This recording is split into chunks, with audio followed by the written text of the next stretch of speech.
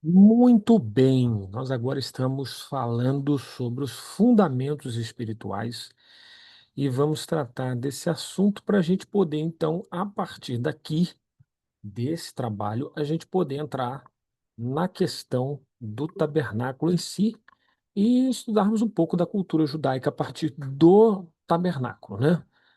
A visão da aliança e tudo mais, ok? Deixa eu dar um pequeno zoom aqui para que a gente possa enxergar um pouquinho melhor aí na transmissão. Aí, e vamos aqui, acho que aqui eu consigo tela inteira. Pronto, melhorou. Vai ficar menos informação, não é? Vamos lá, vamos lá. Eu estou falando baixinho porque já passou das 10 aqui, mas acredito que o microfone aqui bem pertinho vai ficar uma gravação legal.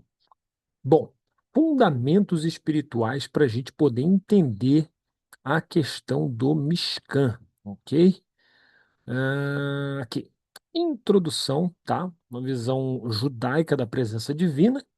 E aqui a gente vai, a partir daqui, entender o que a gente vai estar estudando a partir de agora, tá bom? A gente vai ter um prefácio com uma breve explicação, né, de que o objetivo do estudo não é apenas compreender um edifício antigo, né, como o Mishkan, mas entender como a Torá ensina a relação entre o homem e o Criador, ou seja, entre os filhos de Israel e Deus, a princípio e depois a humanidade, tá? Através dessa construção desse tabernáculo. O que que esse tabernáculo realmente ele tem para nos ensinar? E é bastante coisa, tá ok? Vamos lá, capítulo 1, a gente vai entender agora de forma teológica, tá? A gente viu de forma técnica, né? Composição, estrutura, como é que ela era escrita, etc. Agora nós vamos observar de forma teológica, tá bom?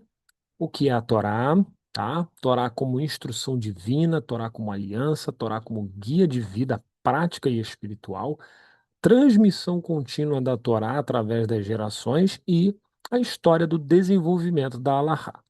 Então, eu pretendo, nesse ponto aqui, a gente falar tudo aqui hoje desse primeiro capítulo, tá? Tudo aqui nessa aula aqui, nesse primeiro capítulo, tá bom?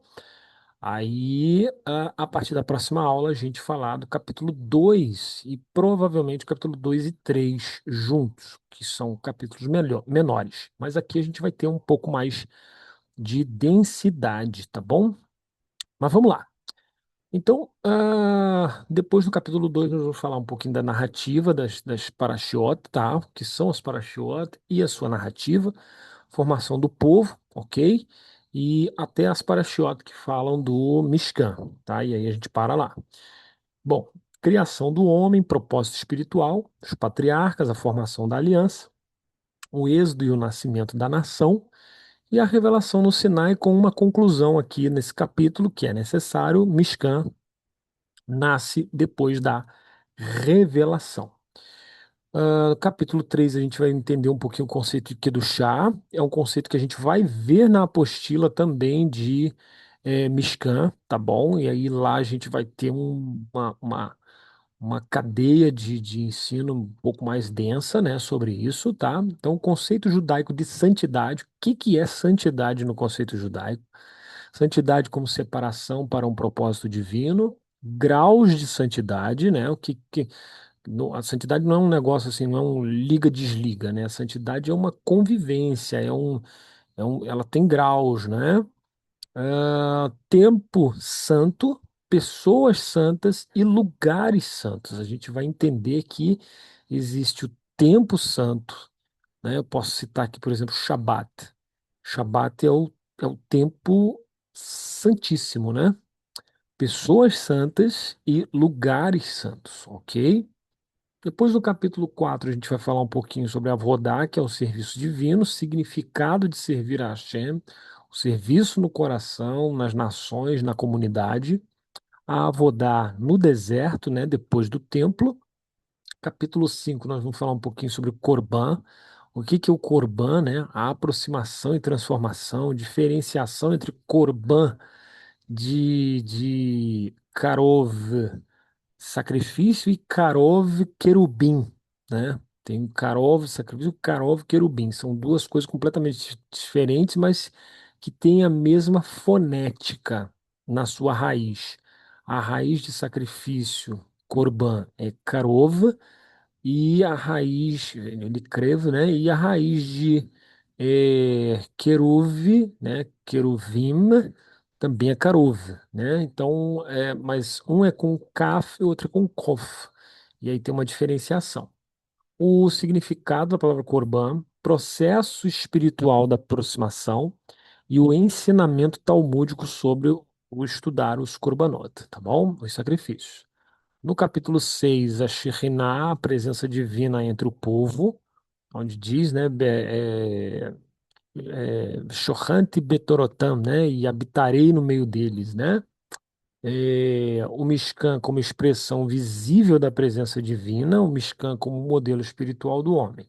Depois, no capítulo 7, já para caminhar para fechar, separação para o estudo do tabernáculo, resumo dos fundamentos, né, que a gente vai ver várias vezes esse resumo, de olhares diferentes, né? Nós vamos meio que olhar de pontos diferentes, né? E aí a gente vai visualizar isso diferente. E aí tem, né? O resumo é a arca, menorá, altares, cortinas e o serviço sacerdotal, tá bom? Bom, sem delongas, né? Vamos cair direto aqui. Prefácio: ao longo da história, muitos olharam para o tabernáculo descrito na Torá como um antigo santuário no deserto. Mas na verdade ele é mais do que isso, né? É mais do que um simples santuário, né? Um simples lugar de fazer oferenda, né? Um santuário no deserto, um edifício pertencente ao passado de um povo, né, e uma época distante. Contudo, a tradição de Israel sempre ensinou que o Mishkan jamais foi apenas uma construção física. Isso é importante para nós, né? O Mishkan, né, ele não é uma construção física somente. Ele não é só um prédio, só uma barraca. Ele é algo didático, ele é algo que nos ensina a nossa intimidade com Deus, né? A gente aprende muita coisa, né, com o Mishkan. Jamais foi apenas uma construção física, ele foi concebido como um ensinamento vivo sobre a relação entre o ser humano e o Criador, ok? A Torá não apresenta, né, o tabernáculo simplesmente como uma arquitetura sagrada, mas como um modelo espiritual. Então, ele é um modelo de alguma coisa. Como vistes o modelo aqui, você faz aí embaixo. Então, ele é um modelo, né? Ele é uma aparência de alguma coisa maior, de alguma coisa superior. Cada medida, cada objeto, cada serviço ali realizado expressa um princípio profundo. O homem foi criado para aproximar-se de Deus e transformar a própria existência em morada da presença divina. Por isso está escrito: "E farão para mim, né, Ve'asu-li, né, Mikdash." E o texto continua, né? Farão para mim um santuário, é, é, e habitarei entre eles, ou seja, Veshorrante Bedorotan. E eu vou. Veshorrante, a ideia de chorrante, por isso que eu demorei um pouco. Eu quero lembrar aqui uma expressão no português que dá a ideia legal disso. Veshorrante é eu assentarei, né? A palavra veshorrante vem de charran, que é a palavra para Shekhinah, para habitação, para uma coisa assim, eu estarei sempre, né? Eu não vou sair mais de perto, entendeu? Hum, então farão para mim, e habitarei entre eles. Não apenas esse entre eles é interessante, que Bedorotam tem a ideia de eu morarei neles, né? Urashi, ele pega essa coisa. Isso é o remez. O Remez, ele pega esses detalhes do texto, né? Peraí, isso aqui faz uma alusão diferente, porque ele veio falando assim, olha, faz uma tenda para isso, aquilo, e faz isso aqui, bababá, e eu estarei com eles, e vou dar a vitória, vou adiante, vou não sei o que, e de repente ele muda a expressão e diz, eu habitarei neles. Esse neles ali, a ideia é dentro deles, tá? A ideia de bestorrante, a ideia é essa, é eu habitarei dentro deles, tá? Não é só o neles no sentido de eu tô com eles, tamo junto, não, não, não, não. Neles aqui é dentro deles, ok? Então, não apenas nele, mas entre eles, ensinando que a verdadeira morada divina se revela na vida santificada do ser humano. Ou seja, cada um de nós recebe a presença do divino morando dentro de nós. Então, a grande metáfora do tabernáculo é essa. O tabernáculo em si, ele é um ser humano. Ele é o retrato de um ser humano. E Deus está querendo morar dentro de cada um de nós. Como ele colocou a sua presença dentro do tabernáculo, ele quer colocar também a sua presença dentro de cada um de nós. Ok? Então, o estudo, portanto, não tem como objetivo apenas descrever a estrutura do Mishkan, mas preparar o coração e a mente para compreender os fundamentos espirituais que o antecedem. A revelação da Torá, conceito de santidade, serviço divino e o chamado humano à aproximação com o Eterno. Somente à luz desses princípios, o tabernáculo pode ser entendido em sua verdadeira profundidade, como um mapa espiritual que orienta o homem em sua jornada de retorno e proximidade com Hashem. Eu sei que a teologia cristã, ela pega o tabernáculo e ali, né, fica, porque aqui é fulano, é o Jesus, é o isso, é o aquilo, que ele é o pão da vida, ele é o isso, ele é aquilo, mas na verdade não. Na verdade, quando a gente vai para o texto do Antigo Testamento, o texto raiz, a gente vê que, na verdade, não tem nada a ver com o Messias aquilo ali. Tem nada a ver com o Messias. Aquilo ali tem a ver conosco, com a nossa vida, com a nossa responsabilidade diante do Eterno. Nós somos esse tabernáculo. Que sem a presença de Deus, nós só temos beleza, ok?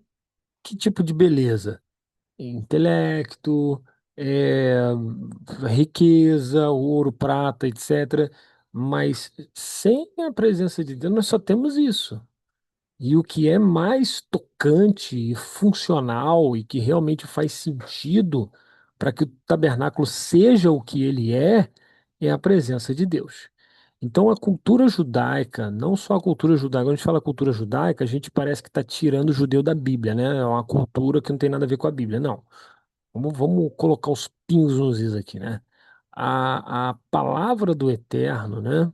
A Bíblia que é o texto pelo qual o judeu vive, ele nos ensina que o homem é esse tabernáculo, o homem é essa, essa construção maravilhosa, mas que depende da presença de Deus, ok? Continuamente, tá? Que o estudo, então, dessas páginas, né, sirva não apenas para ampliar o nosso conhecimento, mas para despertar uma compreensão mais elevada da nossa missão, fazer do mundo e de si mesmo um lugar digno da presença do Eterno, ok? Capítulo 1, o que é a Torá? Então, assim, antes da gente entender tabernáculo e essas coisas, a gente precisa entender o que que é esse texto que Deus deu para a gente, que é o texto pelo qual a gente vai aprender sobre tabernáculo e sobre todas as coisas? Então, a primeira coisa é a Torá, ela é um texto de instrução divina. Ele é um texto que ensina a gente. Ele é um texto que te tira do mundinho e te coloca no mundo de Deus. Você sai do mundo da sua casa, da sua família e tal, e você entra no mundo de Deus. Você passa a viver um mundo aonde Deus é dono desse mundo, aonde as coisas que acontecem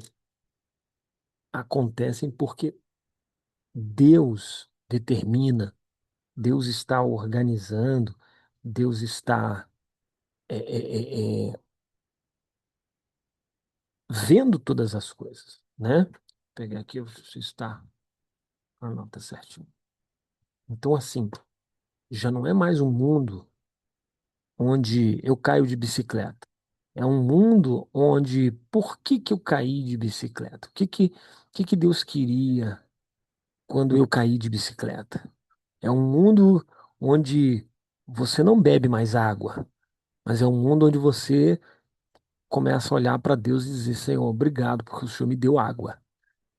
Então, olha só que coisa preciosa, por exemplo, quando a gente acorda de manhã, a gente que vive a Torá todo dia, o dia todo, né? A gente acorda de manhã, a gente faz essa bênção aqui, né? Baruch atah Adonai Eloheinu melech haolam asher yatzar et ha'adam bechokmah u'barav nekavim nekavim chalulim chalulim galui ve'yadua lifnei chefodecha she'im nisatem echad mehem או ייפתח אחד מהם אי אפשר להתקיים אפילו שעה אחת. ברוך אתה אדוני רופא כל בשר ומפליא לעשות. Ou seja, a bênção, a gente acorda e a gente já começa, bendito és tu, eterno nosso Deus, Rei do Universo, que formaste o homem com sabedoria e criaste nele órgãos com orifícios. Caramba, mas você está agradecendo a Deus porque Deus criou a boca, o nariz, os ouvidos, né? O reto, né? Estamos nós aqui, né? O pênis e tal, né? A vagina. Então, por que que está agradecendo essas coisas? Porque revelado e sabido é perante o teu glorioso trono que se um órgão aberto se fechar, ou um órgão fechado se abrir, o ser humano não sobreviverá nem uma hora. Bendito sejas tu, eterno, que saras toda a carne. Isso aqui é feito logo de manhã cedo. Então, logo de manhã cedo, a gente já agradece a Deus porque Deus nos deu condição de ir ao banheiro, de fazer xixi. Esse é o mundo de Deus. Esse é o mundo da Torá. Então, a Torá é essa instrução divina que nos tira do nosso mundinho e nos transporta para o mundo de Deus. Nós agora passamos a viver o mundo de Deus. Na tradição de Israel, a Torá não é compreendida apenas como um texto sagrado ou um registro histórico, mas como a instrução divina destinada a orientar o homem em sua vida diante do Criador. A própria palavra Torá, né, que deriva da raiz irá, significa ensinar, né? Irá, Yará, perdão, Yará, que está em itálico aqui. Aí, agora ficou perfeito para mim. Então, né, Yará significa ensinar, né? Vem de Haorá, né? Ou Horaá, que é apontar a direção, indicando que sua essência é a Horaá, orientação viva, ou seja, uma orientação eh, do dia a dia, do mundo, das coisas que fazem sentido. Não uma orientação filosófica apenas, uma coisa que nossa, que especulação bacana, né? A gente fica aqui pensando na viagem no tempo, se pudesse voltar 30 anos, se pudesse voltar. É, porque a matemática dá condições, matematicamente a gente pode fazer isso. Aquilo. Não, a Torá não é esse tipo de orientação. A Torá é orientação viva no sentido de que é orientação para agora, para exatamente esse momento que você está passando, ok? Então ela é viva. Tem até um texto, né, uma Torá viva aqui, né, do Rabino Aryeh Kaplan, né, comentada por ele, né? Interessante. Bom, os sábios do Talmud ensinam que a Torá precedeu a criação do mundo, afirmando que o Santo Bendito seja olhou para a Torá e criou o mundo. Tratado de Brachot, capítulo, página 55a, e o Bereshit Rabbah, né, que é o Midrash, capítulo 1, verso 1. Então, assim, não é que a Torá é superior a Hashem, é que Hashem, Deus, né? Fala Hashem, Hashem, ele criou o mundo com a sua sabedoria, que para nós é a Torá. Então a gente dizer que Deus olhou para a Torá e criou o mundo, a gente está querendo dizer que a Torá foi arquiteto do mundo. A Torá foi quem Deus usou para criar todo o mundo, ou seja, a sabedoria, o poder. Então, quem vive a Torá vive bem nesse mundo porque esse mundo foi feito pela Torá. Compreende? Isso aí. Isso revela então que a Torá não é apenas um conjunto de leis religiosas, mas a própria sabedoria pela qual a realidade foi estruturada. Estudar a Torá, portanto, é alinhar-se com a ordem espiritual da criação. Então, estudar a Torá é você saber para que você veio a esse mundo, por que você está aqui e o que você tem que fazer aqui, ok? Rashi, em seu comentário, né, inicial sobre Bereshit 1, ou seja, Gênesis 1, verso 1, enfatiza que a Torá não começa apenas como narrativa histórica, mas como um ensinamento dirigido ao povo de Israel, demonstrando que a Escritura não é meramente relato, e sim mensagem instrutiva destinada a orientar a vida da nação de Israel. Então, ele já mostra que a Torá não começa apenas como uma narração histórica, mas é um texto de instrução. Porque quando Urash começa o seu texto, ele pergunta assim: se é um texto de lei, se a Torá é lei, para que Deus foi começar com a criação do mundo? Bastava Deus começar lá com o Êxodo capítulo 12, onde diz: e esse mês será para vós o primeiro mês do ano, né? Só que o Eterno, ele começa, né, o texto da Torá com Bereshit, a criação, querendo fazer para nós, ou mostrar para nós que ele está querendo ensinar alguma coisa. E ele ensina ali, né, que ele fez todas as coisas para a Torá, né, porque a Torá é o princípio do seu caminho, e para Israel, que é o princípio da sua criação, né? O princípio da sua colheita, melhor dizendo, né? Os sábios também declaram, né, que grande é o estudo da Torá, pois ele equivale a todas as mitzvot, né? PA, Tratado de PA, né? Capítulo 1.1 e Tratado Talmúdico de Kiddushin, página 40b. Isso significa que o estudo da Torá é a fonte que orienta todas as nações, pois somente através dela o homem compreende como viver conforme a vontade divina. Tem um texto do profeta menor que fala que virá o desejado das nações. Quem é o desejado das nações, né? É óbvio, é o eterno, né? É a divindade, é o grande eu sou. Mas se nós falarmos de Mashiach, de Messias, quisermos encaixar o Messias ali, né? Vai ser interessante. Por quê? Porque o Messias é aquele que, para Israel, é o cara que é super inteligente, é um cara, assim, dotado de uma condição espiritual elevadíssima, e é o cara que vai trazer a paz para todo Israel, né? Vai restaurar Israel para sua terra, vai, né, fazer todas essas coisas. Então, assim, qual é a nação que não quer um camarada que seja isso tudo, né? Todos querem, todas as nações querem. Então, ele é o desejado de todas as nações. E ele vai julgar as nações pela Torá. Se ele vai julgar as nações pela Torá e ele é o desejado de todas as nações, porque ele julga conforme a Torá e ele faz a nação de Israel tomar decisões que são decisões prósperas de acordo com a Torá, então isso significa que o estudo da Torá é a fonte que orienta. Aqui, ó, isso significa. Deixa eu fazer uma linha mais reta aqui, peraí. Significa, né? Vamos lá. Isso significa que o estudo da Torá, né? Aqui. Significa que o estudo da Torá é a fonte que orienta todas as nações, pois somente através dela, a Torá, né? Aqui. Somente através dela, tá? Pá, aqui. Somente através dela o homem compreende como viver conforme a vontade divina aqui nesse mundo. Então, a Torá é o livro de Deus para o mundo inteiro, né? Para todas as nações, ok? Outro ensinamento talmúdico, né? No Tratado Kiddushin, página 30b, ensina o seguinte para a gente. Ensina Bereshit Yotzer Hara. Olha que interessante, né? No princípio, né? Não, Barati, Yotzer Hara, tá? Eu criei o Yetzer Hara, a inclinação para o mal. Então, Barati Yetzer Hara, criei a inclinação para o mal. Barati lo Torah Tavlin, ou seja, criei a inclinação para o mal e criei a Torá como seu antídoto. Então, o Eterno ele deixa claro que ele criou a inclinação do mal, né? O Tratado Kedushim, né? Nossos sábios ensinam isso.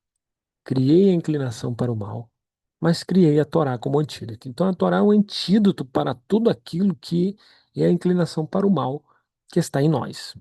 A Torá é, portanto, uma instrução transformadora destinada a refinar o caráter humano e conduzir o homem a uma vida moral e espiritual elevada. Arashi comenta, Devarim 6,6, estas palavras estarão sobre o teu coração. Deuteronômio, né? 6,6. Essas palavras estarão sobre o teu coração.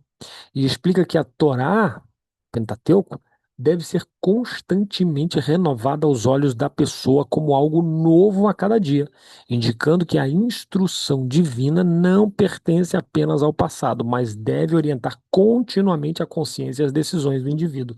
E isso é fantástico, porque quando a gente vai ver a Torá, né, a gente estuda hoje, estuda amanhã, a gente vê que, caramba, como pode um texto que foi escrito há mais de 3.300 anos atrás, né, ser hoje um texto atual, um texto sim que você pega a história de Abraão, quase 4.000 anos atrás, e você lê e parece que aquilo está acontecendo agora. Parece que aconteceu agora de tarde e o jornal da Torá está noticiando agora de noite para gente. Então, assim, é, essas palavras estarão no teu coração, precisam estar diante de ti, precisam ser, né, diante de ti, ok? O Talmud ainda ensina o seguinte: a Torá não está nos céus, né? Lo bashamayim hi. Ela não está nos céus. Bava Metzia 59b.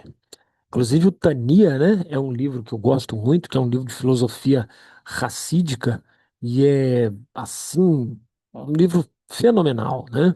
Se bem estudado, é um livro fenomenal. Ele diz, né, ele usa esse texto, que essa coisa não está no céu. Quer dizer, quem vai lá buscar pra gente? Nem na terra, nem nas profundezas da terra, dizer que quem que vai lá na profundeza? Mas ela está aqui perto da nossa boca. A nossa boca quer dizer, está muito perto da gente, né? Indicando que uma vez revelada a instrução divina foi confiada ao povo de Israel para ser estudada, interpretada e aplicada na realidade humana através das gerações de sábios. Rashi explica ali que a decisão alárrica não depende mais de manifestações celestiais, mas o processo de estudo e interpretação confiado aos mestres da Torá. É uma discussão interessante porque os rabinos estão ali no Bava Metzia, nessa página, os rabinos estão discutindo, se não me falha a memória, é isso mesmo.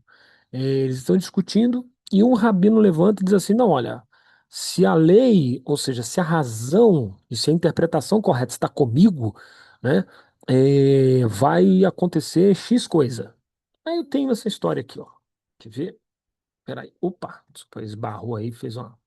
Balançou a câmera, né? Deixa eu ver se não tirou nada do lugar. Não. Eu tenho essa história aqui, quer ver? Olha que legal. Deixa eu. Pronto. Ver se eu acho ela aqui. Eu acho que é essa aqui de trás. Compromisso com a verdade. Isso mesmo. Ó, nesse texto aqui é interessante, porque é um texto do Talmud, tá? É um extrato do Talmud. E há uma discussão talmúdica. Eu vou ler aqui porque eu acho interessante esse trecho. Nesse ensaio aqui apresentamos um importante fundamento da Torá. Lo bashamayim hi. A Torá não está nos céus. É a mesma coisa que está aí, ó. Lo bashamayim hi, né? A Torá não está nos céus. Esse texto aqui está no livro Decifrando Tesouros do Talmud, ok? Decifrando Tesouros do Talmud, tá bom? E aí ele diz assim, ó, a Torá não está nos céus. Quando Deus nos deu a Torá, ele não transmitiu apenas a informação e o conhecimento, mas o poder de determinar a lei, mesmo em contrariedade com a opinião do próprio Todo-Poderoso. Olha que coisa, né? Mas você vai entender o que ele quer dizer com isso. Esse texto nos mostra de modo extremo a força que os nossos sábios possuem e, de modo mais abrangente, a força que cada um de nós adquire ao estudar a Torá. Olha que interessante. E o texto diz o seguinte, Talmud. Se um forno foi cortado, aqui começa a discussão talmúdica, tá? Você vai ver como é que o Talmud funciona.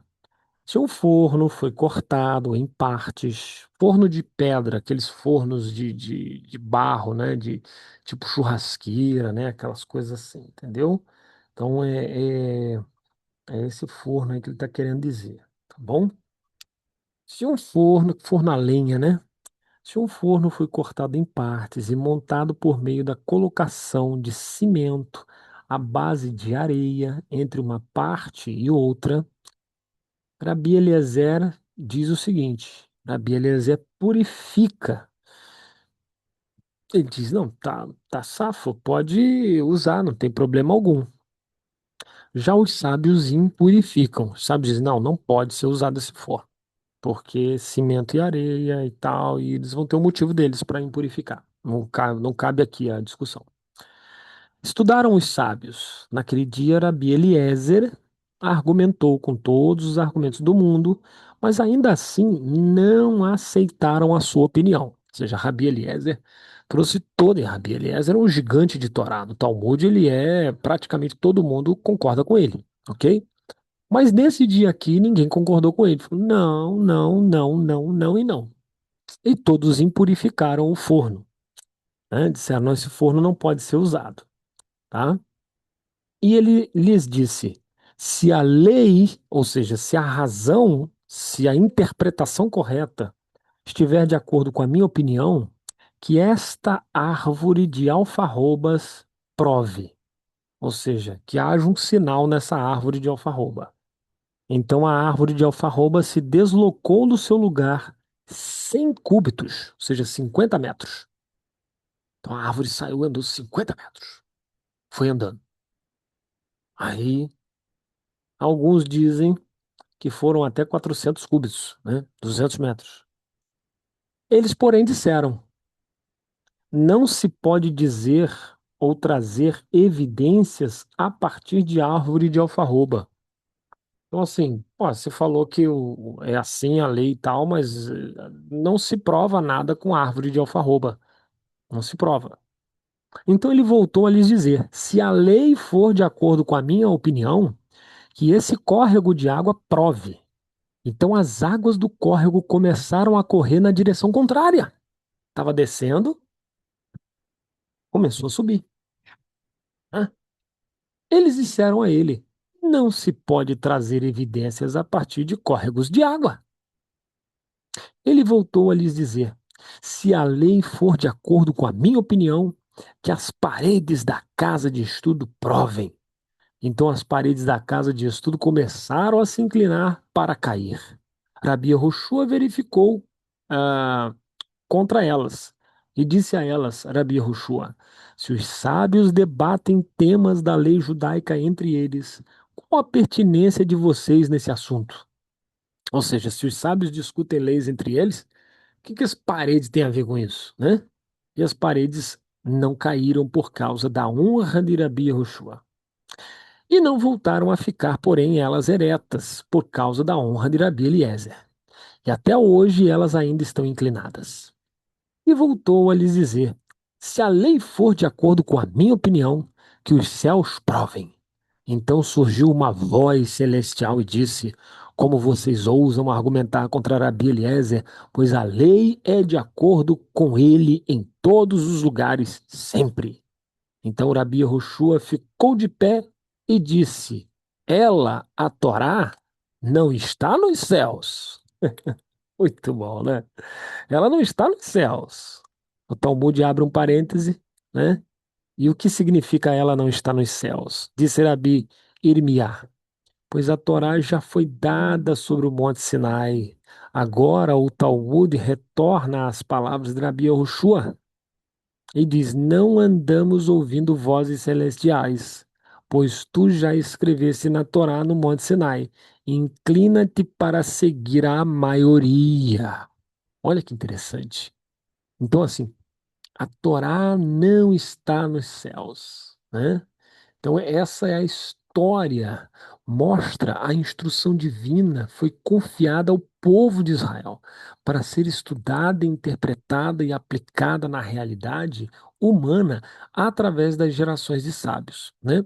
Rashi explica, eu sei que você queria saber o fim da história, mas a gente não vai ter tempo para isso, né? Rashi explica ali que a decisão alárrica não depende mais de manifestações celestiais, mas o processo de estudo e interpretação confiado aos mestres da Torá. É esse aqui que é a chave. As pessoas discutem porque leram no texto da Torá assim, porque leram no Talmud assado, porque leram não sei o quê, mas eles não têm a metodologia de estudo. Discutem com a metodologia errada. Por isso nunca acertam, pregam, pregam, pregam e nunca conseguem pregar a coisa certa. Entendeu? Assim, compreendemos que a Torá é simultaneamente sabedoria celestial e orientação prática terrena, né? Dos sábios, né? Ensinando o homem a santificar cada aspecto da sua vida. Terrena que eu digo, os homens que se debruçam, interpretam, são homens da terra, de carne e osso, não que ela é da terra, ok? Assim compreendemos que a Torá é simultaneamente sabedoria celestial e orientação prática, ensinando o homem a santificar cada aspecto da sua vida desde as suas ações cotidianas até os pensamentos e intenções. Antes mesmo de estudar o Mishkan, é essencial reconhecer que o próprio tabernáculo nasce dessa instrução divina. Ele é a expressão física, né? Opa, peraí. Ah, a expressão física de um ensinamento espiritual que mostra como a vida humana pode tornar-se morada da presença de Deus, tá? Vamos lá. A Torá como aliança, além de ser instrução divina, tá? A Torá é compreendida na tradição de Israel como a expressão da aliança, Brit, estabelecida entre o santo, bendito seja, e o povo de Israel. A revelação no Sinai não foi apenas a entrega de ensinamentos, mas a formalização de um pacto espiritual que definiu a identidade e a missão de Israel ao longo das gerações, tá certo? Então, a Torá é esse contrato, né? É um contrato, uma aliança entre nós e Deus, tá bom?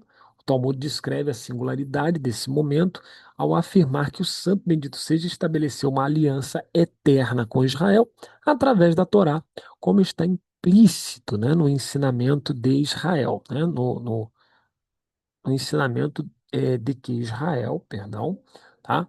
A Torá e o próprio Hashem estão ligados em uma unidade espiritual, né? O Zohar, também no Tratado de Shabat 88a, sobre a aceitação da Torá. Então, está implícito no ensinamento de que Israel, a Torá e Hashem estão juntos, né? Essa tríade é uma coisa só.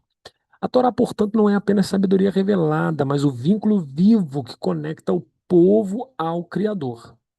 Rashi então comenta em Shemot 19:5 e diz: E agora, se ouvides a minha voz, guardardes a minha aliança. E ele explica ali que Israel é chamado a tornar-se tesouro particular entre as nações, mediante a aceitação da Torá. Então, olha que interessante. Deus guarda aquele que guarda a Torá. Guardar a Torá nada mais é do que viver conforme a vontade de Deus, revelada no texto bíblico. Nada mais do que isso, ok? É isso aí que Deus espera de nós, né? O Talmud também ensina que a aceitação, né, da Torá no Sinai estabeleceu um compromisso coletivo e eterno, refletido no próprio Naaseh Venishma, ou seja, faremos e ouviremos. Então, quando Deus, né, no Tratado Shabat 88a explica isso, mas quando Deus deu a Torá, nós dissemos, né, não, tudo que o Senhor falou hoje, faremos e ouviremos. Ou seja, vamos fazer independente se a gente está entendendo ou não o que é para fazer. Nós vamos fazer, porque Deus mandou fazer, tá ok? Essa é a ideia, tá? O Eterno também disse que ele não só fez aliança conosco, mas com as nossas gerações depois de nós, tá bom? Então é uma aliança com todo o povo. A Torá como guia de vida prática e espiritual. Então, a Torá não é só aquele livro com 304.805 letras e tarará, tarará, 79.900 e tantas palavras. Não, não, não, não. A Torá é um guia para a nossa vida prática e espiritual. A tradição de Israel ensina que a Torá não foi dada apenas como sabedoria teológica contemplativa, que é o que a igreja faz. Pega a Bíblia e fica naquela coisa, né, e tal. Quando é para botar em prática, não, a graça.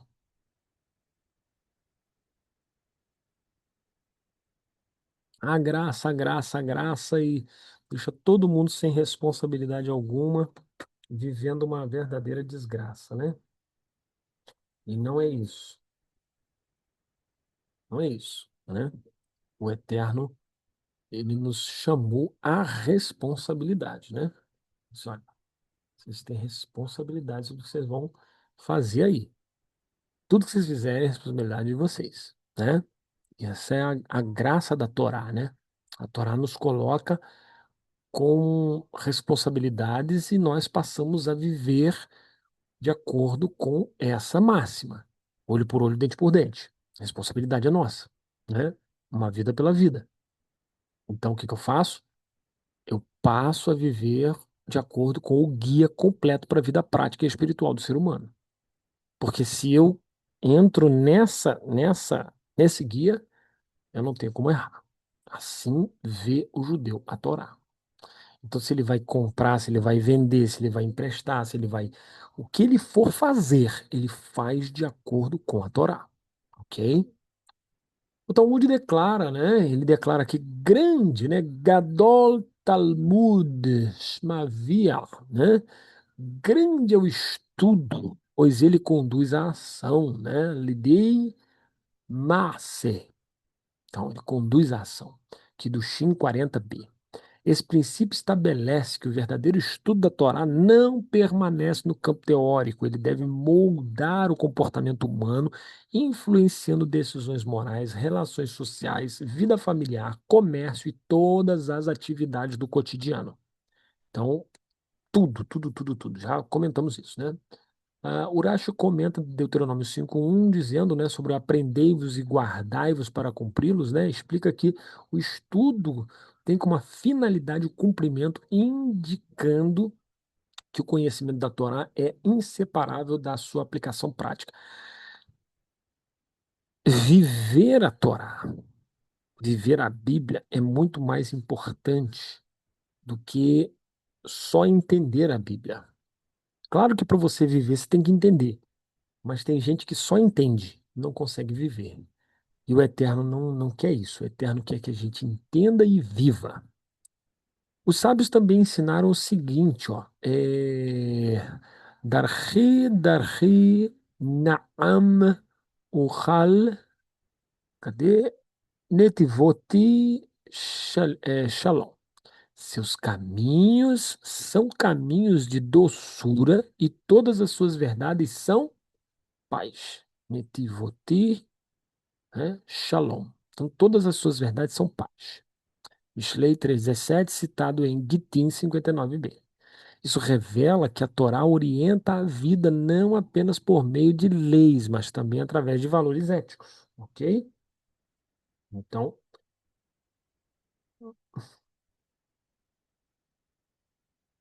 pronto. Revela que a Torá da vida não é apenas leis, mas também através de valores éticos que promovem a harmonia social e a elevação espiritual. Então, quem anda nesses caminhos, ele tem paz. O que quer dizer isso? Ele tem harmonia com todo o trato social em volta dele. Ele tem harmonia com a Casa Bahia, ele tem harmonia com o banco, ele tem harmonia com o seu emprego. Ele tem dificuldades, mas ele tem harmonia. Nada disso tira a paz dele, ok? Outro ensinamento fundamental afirma que o homem deve servir a Hashem em todos os seus caminhos. Brachot 63a. Significando que mesmo as atividades aparentemente comuns, alimentação, trabalho, descanso, podem tornar-se atos de serviço divino quando guiados pela consciência ensinada pela Torá. Assim, a espiritualidade judaica não se limita ao espaço do santuário ou ao monte da oração pela ela permeia, na verdade, toda a vida. Então, a Torá, né? Ela tá em tudo aí, ok? Transmissão contínua da Torá. Transmissão direta e contínua da Torá, através das gerações.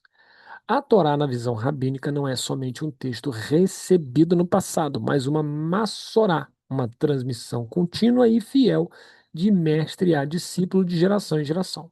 Então veja você, é, foi passado, ok, de A para B até chegar em nós aqui. Tem um resumo aqui, mas depois a gente vai ter a cadeia. Cadê, Marlohet? A cadeia de desenvolvimento. Tá, vamos acabar de ler aqui. Detalhe aqui. Espiritual, aqui, transmissão contínua, a corrente da Messorá, né? De Sinai até os sábios. A Mishnah em Pirkei Avot 1:1 estabelece o fundamento clássico, né? Moshe Kibel Torat Sinai, né? Moisés recebeu a Torá do Sinai. Na verdade, aqui Pirkei Avot, Tratado de Pirkei Avot, Ética dos Pais, Tratado de Pirkei Avot, diz que Moisés recebeu a Torá do Sinai, ele não recebeu a Torá no Sinai, né? Uhum. Todo Israel tem um cunhão, Rabi Hashi. Tá, esse é o prólogo. Eu quero a primeira Mishnah. Né? Espera aqui, aqui. Moshe Kibel Torá Missinai. Missinai. Missinai não é Shel Sinai, né? No Sinai. Missinai é do Sinai. Os rabinos tendem a, a explicar esse do Sinai. Vou até trocar aqui, para quando eu mandar para você, já ir corrigido, né? Ctrl B, né? Que é a salva, né? Acho que é. Ah, aqui, deixa eu salvar assim que ele já fica salvo. Pronto. Então, assim, Moshe recebeu a Torá do Sinai, querendo dizer que a Torá não é de uma particularidade dos judeus. A Torá é do Sinai, ou seja, ela é a Torá que foi dada no Sinai, mas ela é do Sinai no sentido de que ela é de toda a humanidade, porque o Sinai ali é um deserto. Então ele é do Sinai, ele é do deserto, ou seja, ela é de quem quiser. Ela não é uma propriedade exclusiva, ok? Bom, comentaristas de Avot explicam que essa frase não é mera crônica, ela define um modelo de legitimidade. A Torá vive na transmissão. Kabbalah ou Messorá, ou seja, recebimento e transmissão, né? Ela se recebe e se guarda, né? Deixa eu tirar esse. Pronto. Tem que salvar de novo. Pronto. Então, assim, pronto. Você recebe e guarda, ensina e aplica. Isso é mensurar, né? Então, Kabbalah, que está aí, Kabbalah é recebimento e mensurar é a transmissão, ok?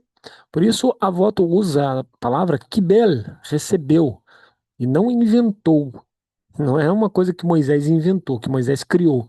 É uma coisa que Moisés recebeu.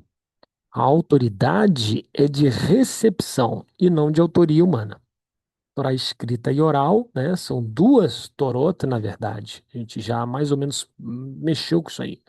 É a Torá escrita e a Torá oral, que é toda como é que a gente fala?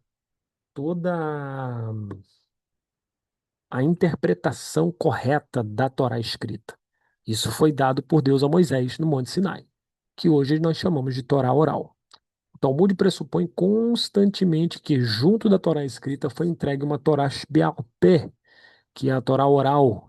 Isso é a explicação autorizada do texto, seus princípios hermenêuticos e a aplicação prática. O Rambam formula isso com nitidez no início da introdução ao Mishneh Torah, né? Ele vai traçando ali uma linha e ele explica, né, todos esses detalhes, ok? Vou segurar aqui um pouquinho o microfone, que as coisas estão doendo. Então, Moshe ensinou a Torá, né, a Israel e transmitiu também a sua explicação. A Torá oral foi ensinada, revisada e guardada pelos sábios em cadeia contínua até que, por necessidade histórica, partes dela foram organizadas em obras escritas, mas não ela toda, partes dela. Isso resolve um ponto crucial na Torá, né? A Torá não é um livro de cada um ler sozinho. Ela é um corpo de ensinamento vívido, cuja leitura plena depende da Messorá. Então a Torá não é uma coisa que você vai aprender sozinho. Eu vou ler em casa que eu vou entender. Não é assim. O brasileiro tem mania disso, né? A gente tem muita mania disso. Ah, não, eu vou comprar esse livro, vou ler, acabou e tal. Não vai entender. Vai ler, vai entender alguma coisa, mas não vai entender o que é para entender, ok? A obrigação de ensinar, né, o mecanismo da comunidade, a comunidade não é acidental, ela é uma mitzvah, é um sistema, tá? O Talmud enfatiza a obrigação de ensino constante, como em Kedushim 29 a 30a, onde a educação do filho em Torá aparece como responsabilidade essencial e linguagem, né, de Shinun, afiar e repetir, ou seja, você afia e você repete o processo. Afia e repete o processo. Esse é o sentido de ensinar o filho, ok? O papel do Beit Din na autoridade alárrica, ou seja, o papel do tribunal, né, na autoridade de lei, tá? O Torá, transmitida através das gerações, inclui também a estrutura de decisão.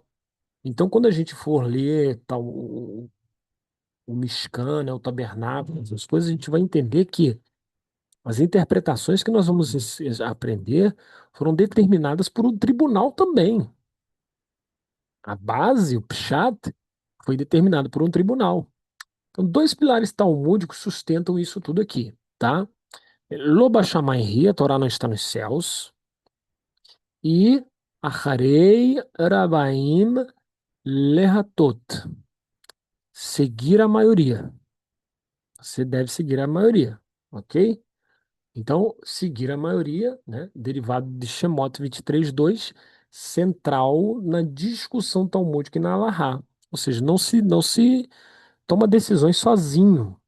Você toma decisões com um grupo. Você toma decisões com pessoas juntas, né? Outros que vão pensar e vão ponderar e vocês vão chegar num denominador comum. E se um pensar uma coisa, outro pensar outra, vai se ver a maioria, vai seguir a maioria. Impossível que a maioria esteja errada, né? Você vê que é um sistema totalmente democrático, né? Tá. Vamos direto à transmissão da Torá, ok? Caminhando para encerrar essa lição, tá? A história do desenvolvimento da Torá.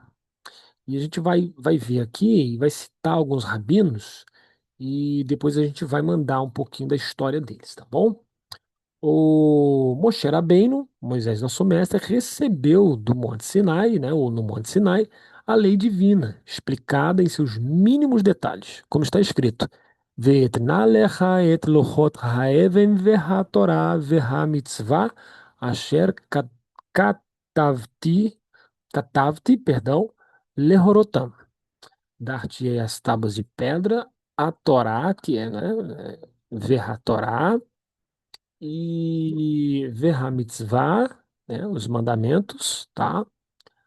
Asher katavti lehorotam, tá? Que eu escrevi para instruí-los.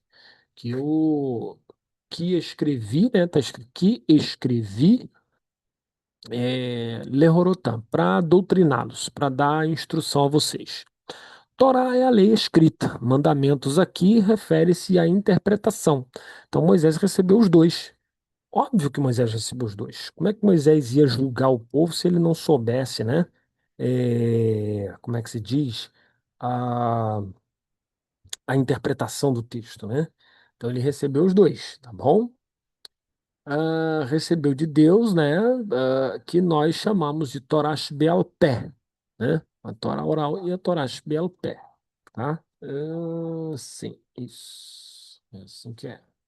No final da sua vida, Moisés entregou a cada uma das tribos de Israel um Sefer Torá escrito em suas próprias mãos, e outra cópia também escrita por Moshe foi guardada no Arona Kodesh, na Arca Sagrada, onde estavam para futuro testemunho as tábuas da lei que Moisés recebeu no Monte Sinai, como está escrito: Lakoach et Sefer HaTorah hazeh ve'samtem oto mitzad Aaron Brit Hashem Elokeichem. E e tomem, perdão, este rolo da Torá e coloquem ao lado da arca da aliança de Deus, né? Então ele mandou colocar lá do lado da arca da aliança lá, como testemunho de que Deus deu essa Torá. Quanto à lei oral, Moshe não a registrou por escrito, mas confiou aos sábios para transmiti-la oralmente de geração em geração a partir de Yehoshua bin Nun, discípulo de Moshe, Josué, tá? Depois os sábios deveriam ensiná-la aos filhos de Israel de forma que eles pudessem, né, ou pusessem, perdão, em prática. Et kol hadavar asher anochi metzave etchem oto tishmeru לעשות, לא תוסף עליו ולא תגרע ממנו. Cuidadosamente observem tudo o que eu estou lhes prescrevendo. Não acrescentem e não subtraiam nada daqui. Deuteronômio 13, primeiro. Yehoshua bin Nun transmitiu a lei oral aos sábios, aos Zequenim, na era dos Shoftim. Então, quando acabaram de dominar a terra, Josué, filho de Nun, né, ele transmitiu aos juízes que os seguiram. Passando de mestre para discípulo, ela chegou a Samuel, o profeta. Samuel, né? Samuel, Shmuel Anavi. Esse número aqui não quer dizer primeiro Samuel, segundo Samuel, nada disso não, tá? Esse aí, número aqui é só para marcar a primeira cadeia de transmissão. Então, um é Samuel, dois é o Ezra, três Shimon Hatzadik. Bom? Primeiro dos grandes Neviim, dos grandes profetas, né, da era lá pós-juízes, né? As gerações dos profetas posteriores a Shmuel foram depositárias da lei oral, e as últimas transmitiram né? Ah, a Esdra, né? Hassofer, ao Esdras, o escriba. Este formou uma assembleia com maioria de sábios chamados Knesset Hagdolah, Grande Assembleia, depositária da lei, que depois foi substituída por uma instituição similar a essa Grande Assembleia, que chamou-se Sinédrio ou Sanhedrin. O último dos sábios da Grande Assembleia foi Shimon Hatzadik, né? Simão o Justo. O Sanhedrin, que desempenhava a função educativa, também o papel do poder judiciário, era composto por 71 membros. 71 por quê? Porque se 35 votasse contra, 35 votasse a favor de alguma lei, tinha alguém para fazer maioria, né? Porque é impossível que uma pessoa fique dos dois lados. Tem que se decidir, né? Então, essa pessoa ia decidir lá, ia ser o voto de Minerva, vamos dizer assim, ok? Os membros de sua sede situavam-se na parte do santuário, né, do lado de fora, chamada Lishkat Hagazit, Câmara da Pedra Talhada. A lei oral, por 6 gerações, né, posteriores a Shimon Hatzadik, foi transmitida, tá, até Hillel Hazakem e Shammai. Então, Hillel e Shammai, né? Você lembra aí desses dois, né? Ainda era transmitida de mestre para aluno. Então, até Hillel e Shammai, a lei era transmitida de mestre para aluno. Quando Jerusalém e o segundo templo foram destruídos, né? Depois da morte de Jesus, Jesus morre, né? O Yeshua lá morre no ano 70 e os romanos invadem Jerusalém. Então Jesus morre no ano 30, no ano 70 Jerusalém é invadida e eles destroem o templo. As escolas de Shammai e Hillel são né, dizimadas aí, vão embora. E quando Jerusalém e o segundo templo foram destruídos, o Rabi Yohanan ben Zakkai, discípulo de Hillel HaZaken, né, consegue fundar uma grande academia em Yavne, ou Jâmnia, né, para lá continuar os ensinamentos da Torá. Veja você, Jâmnia, que é Yavne, que eles dizem que houve como é que se diz?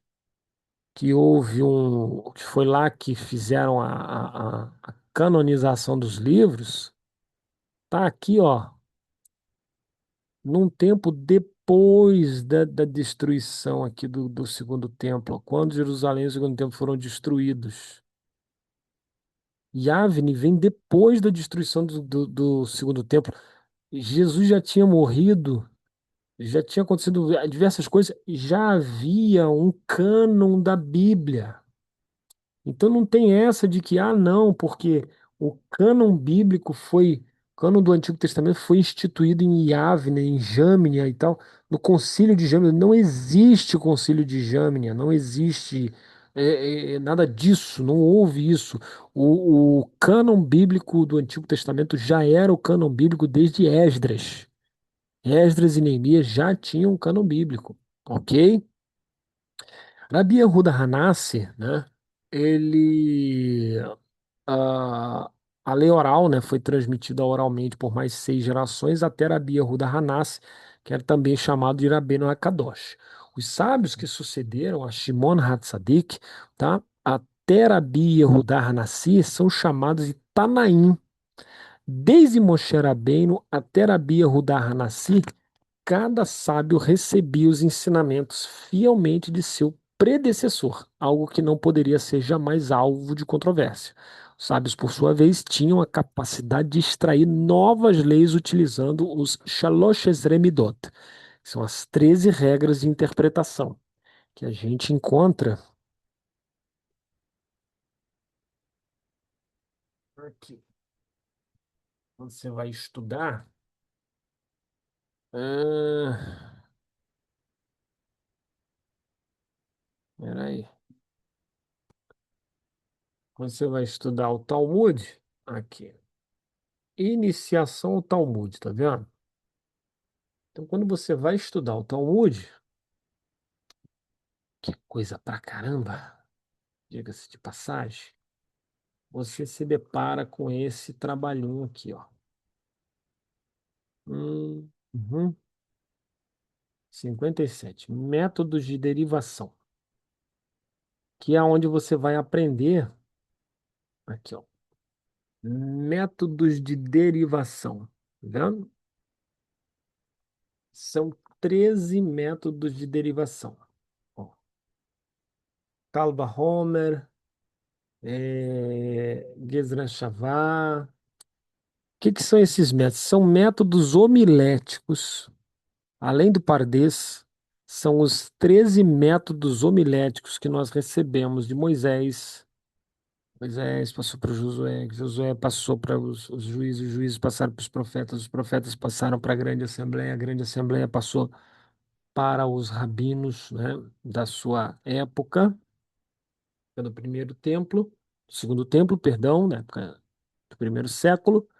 E esses métodos eles auxiliam para que você não faça uma interpretação errada do texto da Torá, ok? Você não derive, né, coisas erradas do texto da Torá, ok?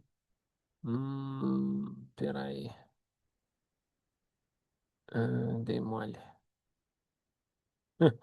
Fazer uma coisa aqui, fiz outra. Mas já que eu não vou te. Pronto, pronto. Então, para você não derivar leis erradas, para você não imaginar coisa errada na lei, ok? Então, os métodos de derivação são importantes para isso, tá bom? Voltando aqui, achar aqui.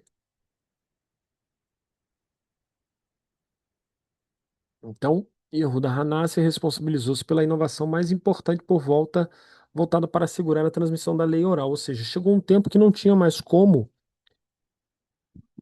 transmitir de professor para aluno, porque estavam poucos os mestres estavam espalhados, as comunidades estavam cada vez mais distantes umas das outras. Uma era aqui, a outra era lá em Portugal. Então, assim, até a carta chegar lá com as dúvidas, o rabino ter tempo para responder e mandar de volta e as cartas chegarem aqui, o povo já estava pecando à vontade. Então, o Rabi Yehuda Hanassi fez o quê? Ele compilou a lei oral e ele chamou de Mishnah, né? E a Mishnah, ela é dividida em 6 seções, chamadas Sidarim. Ele dividiu essa Mishnah em 6 seções, que é Seder Zeraim. Seder vem de Sedarim, Seder é ordem, né? Seção. Zeraim quer dizer sementes, Seder Moed, festividades, Seder Nashim, mulheres, Seder Nezikim, prejuízos e Seder Kodashim, objetos sagrados. Seder Tahorot, purificações. No total, a Mishnah tem 61 Maserot, ou seja, 61 tratados subdivididos em 523 perakim, capítulos. A Mishnah foi concluída no ano 3949 do calendário judaico, ou seja, o ano 189 depois da Era Comum, tá? Era Comum é depois de Cristo, ok? Antes da Era Comum, antes de Cristo, depois da Era Comum, depois de Cristo. A gente usa essa nomenclatura, né? Tá mais neutro. Rabi Fia, discípulo de Rabi Yehuda Hanassi, o que estava lá em cima, que a gente falou, que compilou, com a ajuda de Rabi Oshaya, compôs a Tosefta, que é o que? A Tosefta são suplementos, né?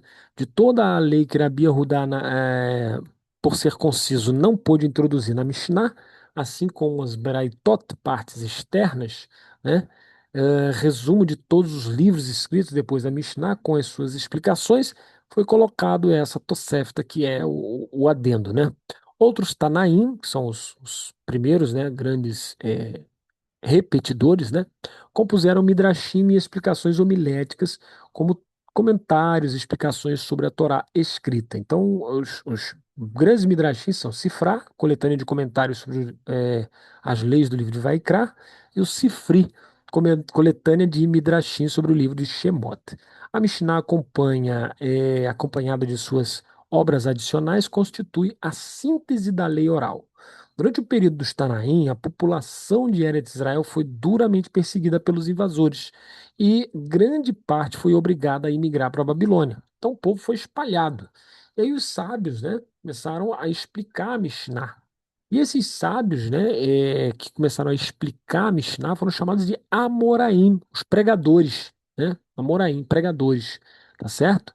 Os primeiros Amoraim foram Rav, chamado, o nome dele é chamado de Rav. Rav quer dizer grande, né? De Rabi, rabino, quer dizer grande. A gente não sabe o ano de nascimento dele, mas sabe que ele nasceu entre o ano 4007, tá? E ele faleceu, perdão, no ano mais ou menos 4007. E a gente não sabe, né? O ano civil foi 247. Ele foi Rosh Yeshiva, ou seja, o reitor da academia em Sura, né? Aqui eu tinha que ter posto aqui, peraí, aqui assim, ó. Pronto. Depois a gente tem Shimuel, ok? Shimuel, que foi Rosh Yeshiva em Pumbedita, tá? Todas as leis da Mishnah eram submetidas à discussão dentro das academias. Quando surgiam divergências de opinião, discussões eram aprofundadas com base nas Beraitot, né, que eram avaliadas pela análise de versículos da Torá escrita. Então, assim, não era só jogar lá, o Rabino ensinou assim, não era só isso. Tinha que, né, provar com a Bíblia por A mais B por que que você está falando isso, ok? E eles não são mestres à toa, né? Eles sabiam a Torá de cós salteado, eles sabiam a Bíblia inteira de cós salteado, eles citavam assim como se estivesse bebendo água, né? As leis concisas, né, da Mishnah eram esclarecidas e explicadas até os mínimos detalhes para poder chegar às decisões legais. Aqui a gente vê que é por isso que não tem como você dizer que foi um grupo que escreveu, outro grupo que não sei o quê, porque durante todo o tempo, durante toda Durante toda a existência dos filhos de Israel, desde que Israel é Israel, a gente está comentando e discutindo a Torá. A gente está comentando e discutindo a Bíblia. Então não tem como a Bíblia ter sido um extrato escrito por A, por B, por C, por D, por E, F, porque a gente tem discussões bíblicas do tempo de Salomão. A gente tem discussão bíblica envolvendo salmos, envolvendo coisa, no templo do primeiro templo, quando dizem que, na verdade, tinha muito livro do Antigo Testamento que ainda estava sendo escrito nessa época, né? Então, assim, não tem como essas ideias de que a Bíblia foi escrita, né, agora, na época moderna, foi uma invenção, porque não tem como mentir ou fugir dessa verdade aqui, dessa cadeia de discussões, né, interpretações, etc. Tá ok?